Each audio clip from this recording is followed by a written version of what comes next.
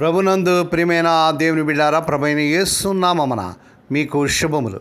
జీవముగల దేవుని కృపావర్షం మీపై సమృద్ధిగా కురియునుగాక. ఈ దినం మనకు జూన్ నెల 25వ తారీఖు 2026 గురువారం హోలీ ట్రినిటీ చర్చ్ మినిస్ట్రీస్ వారు అందించు అనుదినమన్న ఈ దిన మన ధ్యానాంశం నిస్వార్థమైన జీవితం. దేవుని వాక్యం చదువుకుందామండి. ఇర్మియా గ్రంథం 30వ అధ్యాయం 19 అల్పులు కాకుండా నేను వారిని గనులుగా చేసేదను. దేవుడు తన పరిశుద్ధ వాక్యం దీవించిన గాక.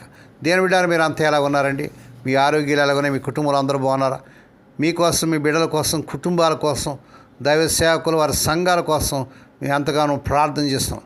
మరి ఈ నెలంతో కష్టమైనటువంటి నెల. మరి పిల్లలు స్కూల్లో మరి జాయిన్ చేయటం, వాళ్ళకి ఫీజులు కట్టడం, యూనిఫామ్స్, ఎన్నో పనులు, స్కూల్స్, కాలేజీలు, ఎంతో ఖర్చుతో కూడినటువంటి నెల. దేవుడు మీ బిడ్డల యొక్క ప్రతి అవసరత తీర్చాలని ప్రభు సన్నిధిలో భారంతో ప్రార్థన చేస్తున్నాం. దేవుని బిడ్డలు, మీకు ఏదైనా ప్రార్థన అవసరం ఉన్నట్లయితే మాకు తెలియజేయండి. మీకోసం భారంతో మేము ప్రార్థన చేయగలం. దేవుని వాక్యాలు మనం చూసినట్లయితే అల్పులు కాకుండా నేను వారిని గనులుగా చేసేదనని ఇర్మియా ప్రవక్త ద్వారా పరిశుద్ధాత్మ దేవుడు మనతో మాట్లాడుతున్నాడు. ఈ లోకపు తప్పుడు తీర్పులకు అబ్బురపడొద్దు దేవుని బిడ్డ. ఒక పామరుడు డాక్టరేట్ చేసిన విద్యావంతుడి కంటే జ్ఞానవంతుడు కావచ్చు. ఒక గుమస్తా తన ఆఫీసర్ కంటే సమయోచితమైన బుద్ధి గలవాడు కావచ్చు. ఒక సాధారణమైన రైతుకి తనని పరిపాలించే రాజు కంటే ఎక్కువైన పాలనా దక్షత ఉండవచ్చు. ఇక యుద్ధ భూమి విషయానికి వస్తే ఒక సాధారణ సిపాయి తన మేనేజర్ జనరల్ కంటే ధైర్యవంతుడు కావచ్చు. జీవితమైన యుద్ధ భూమి విషయంలో కూడా ఇది వాస్తవం.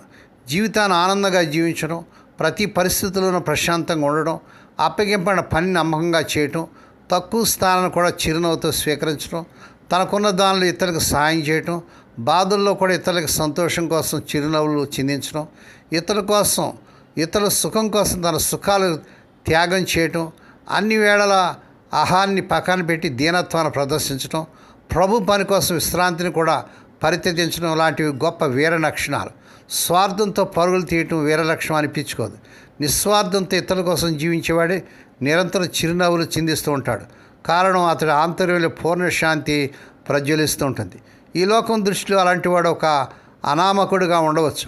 వాడు ఈ లోకానికి ఒక వీరుడిగా కనిపించకపోవచ్చు. కానీ దేవుని దృష్టిలో అతడికి వీరుడు. అవును, అతడు దేవుని వీరుల్లో ఒకడు. అంతేకాదు, అతడు కానీ ఆమెను కానీ క్రియలు అతన్ని వెంబడిస్తాయి. ఈ లోకంలోనూ పైలోకంలో కూడా. నినేవే, బబులోను లాంటి మహానగరాల నిర్మాణకులు ఈ లోకంచో మరువబడినప్పటికీ ఇలాంటి వ్యక్తుల జ్ఞాపకాలు మాత్రం చిరకాలం నిలిచి ఉంటాయి. దేవుని స్తోత్రం. పొగడ్తలకి ఉప్పొంగిపోవడం, శ్రమల్లో కృంగిపోవడం, భయంలో బెంబేలెత్తిపోవడం ఇవి అందరూ చేసేవే. స్వార్థంతో పరుగులు తీయటం, ఎదుటివాడిని తొక్కేయాలని చూడటం, అన్నీ నాకే కావాలని కోరుకోవటం ఇవి కూడా అందరూ చేసేవే. ఆంతర్యంలో అహాన్ని అణిచివేయటం, శ్రమల్లో చిరునవ్వులు చిందించడం, ఎదుటివాడి కోసం త్యాగం చేయటం ఇవి దైవిక వీరులు మాత్రమే చేయగలిగేవి. ఆ గాయపడిన పక్షి గాయం కట్టడమైనా, దిక్కులేని వృద్ధులారికి అన్నం పెట్టడమైనా, నీడలేని అనాథునికి హక్కును చేర్చుకోవడమైనా ఈ మనసును మహనీయులు చేసే పనులు. నలిగిన వాళ్ళ కన్నీళ్లు తోడటం, ప్రార్థన ద్వారా ప్రపంచాన్ని స్పర్శించడం అల్పులు చేసే పనులు కాదు. ఇవి దైవిక గనులు చేసే గొప్ప పనులు. దేవుని బిడ్డ, ఈ పనులు చేయగలుగుతున్నావా? లేక స్వార్థంతో నేను, నా కుటుంబం అంటూ, నా సంఘం అంటూ మరి ఉంటున్నావా? అయ్యో, ఎంత విచారం. నేడైనా ఈ వాక్యం ద్వారా నీవు ప్రోత్సాహపరచుకో. దేవుని బిడ్డ, ఎక్కడో ఏవేవో గొప్ప పనులు చేయాలనే కలలో కనుకో. చేసేందుకు నీ ప్రక్కన ఉన్న చిన్న చిన్న పనులే గొప్ప పనులుగా ఎంచుకో. ఎందుకంటే అవి నీకోసం దేవుడు ఏర్పాటు చేసిన ప్రాముఖ్య పనులు కనుక వాటిని చెయ్యి అంటూ తన మెల్లైన స్వరంతో దేవుడు నీకు ఆజ్ఞాపించే పనులన్నీ గొప్ప పనులే. గతంలో గొప్ప దైవజనులు అనబడే వాళ్ళంతా శ్రద్ధ చూపించింది అలాంటి చిన్న పనులు చేసేందుకే. జీవితంలో మన ముందుకు వచ్చే సాధారణ బాధ్యతలే గొప్ప నిర్మాణాలకి పునాదులు. ఆ రీతిగా చేటుగా పరిశుద్ధాత్మ దేవుడే మిమ్మల్ని ప్రేరేపించిన గాక. దేవుడి మాటలు దీవించిన గాక. ప్రార్థన చేసుకుందాం. పరిశుద్ధమైన మా తండ్రి, నీ పరిశుద్ధ నామమునకు వందనాలు, స్తోత్రాలు చెల్లించుకున్నాం నాయన. మీరు ఎంతైనా నమ్మదగిన దేవుడు, గొప్ప దేవుడు. మేము నిస్వార్థమైనటువంటి జీవితాన్ని, స్వార్థం లేని జీవితాన్ని జీవించాలని కోరుతున్నాం తండ్రి. ఈ ఉదయ కాలంలో ఈ వర్తమానం వింటూ ప్రతిదినం కూడా అనుదినమన్నా, డైలీ మన్నా ఈ వర్తమానాలు వింటూ షేర్ చేస్తూ లైక్ చేస్తూ సబ్స్క్రైబ్ చేస్తున్న మా ప్రియులందరినీ దీవించండి. ఈ దినం పుట్టిన దినాలు, వాహ దినాలు, ఆయన శుభదినాలు జరుపుకునే బిడ్డలు బహుగా దీవించి మరొక సంవత్సరమైన దయాకృత్యాన్ని బిడ్డకు ధరింపజేసి వారి పట్ల నూతన కార్యం జరిగించుకోండి. ఎవరైతే కష్టాలు, శ్రమలు, వేదనలు, ఆర్థిక ఇబ్బందులు, మరి సమస్యలు గుండా విడుతున్నారు వారందరి పట్ల కార్యం చేసి ఈ నెలలోని బిడ్డ యొక్క ప్రతి అవసరం తీర్చండి.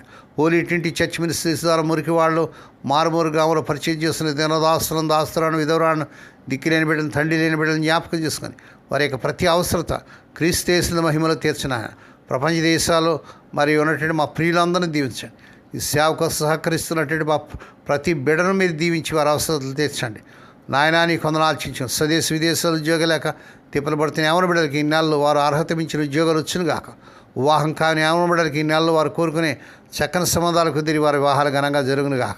ఈ దినమంతటని బిడ్డల చుట్టూ మీరు రక్తకాంక్ష చేయండి. ఉదయం బయలుదేరి సాయంకాలం వారి గృహాలు చేరి పర్యంతం కాపాడే నిర్దూతలు కావలించమని, నాయన కృపాక్షేమలేని బిడ్డలు వచ్చినట్టు చేయమని మహిమ నీకే, ఘనత నీకే చెల్లించుకుంటూ యేసే పరిశుద్ధ నామన స్తుతించి గానపరిచి వేడుకొని ప్రార్థిస్తున్నాం తండ్రి. ఆమేన్. మన ప్రభువైన యేసు క్రీస్తు వారి కృప, తండ్రి అయిన దేవుని ప్రేమ, పరిశుద్ధాత్మ దేవునికి అన్ని సహవాసము సదాకాలం మీకు తోడేండి నడిపించి బలపరచును గాక. ఆమేన్.